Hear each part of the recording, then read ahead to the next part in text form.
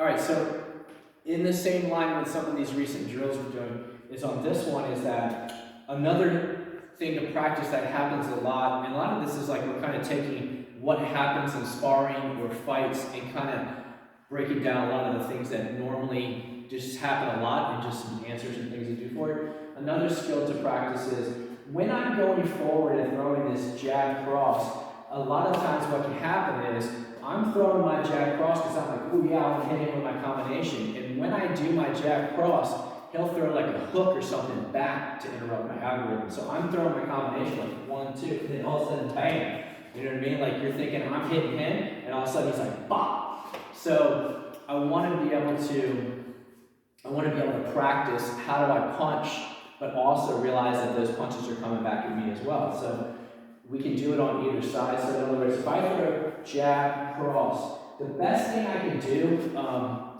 if he's punching me while I'm being punched, a lot of that's going to have to do with how I'm punching. So in other words, if I'm punching like this, and he throws that hook, he's going to rock me because my hand is down, my head is up, right? If I'm punching like this, boom, it's not the same. You see the difference? It's like shooting, right? You shoot in and you wrap your arms like around your head. You can't get guillotined because they can't wrap around your neck. It's the same thing. It's like when you're punching like this, if he's punching me, it's harder for him. He can't land that hook punch the way he wants to. I'm not saying he can't do other things. I'm just saying is that it's not the same as when I do this. Okay, when I do that, he just comes right over the top. My head is wide open. If I go here, boom.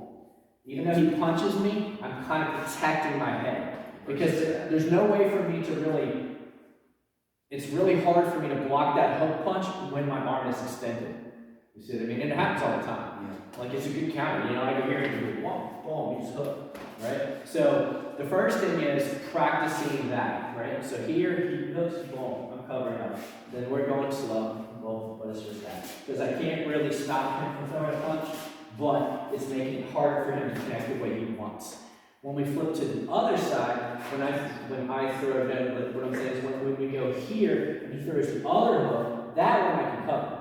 Because I've had time to switch my arm position, right? So this one's out, and then this one, see, when this one throws, this one can come back, right? So if it's on that side, it's better because I can actually block that hook punch.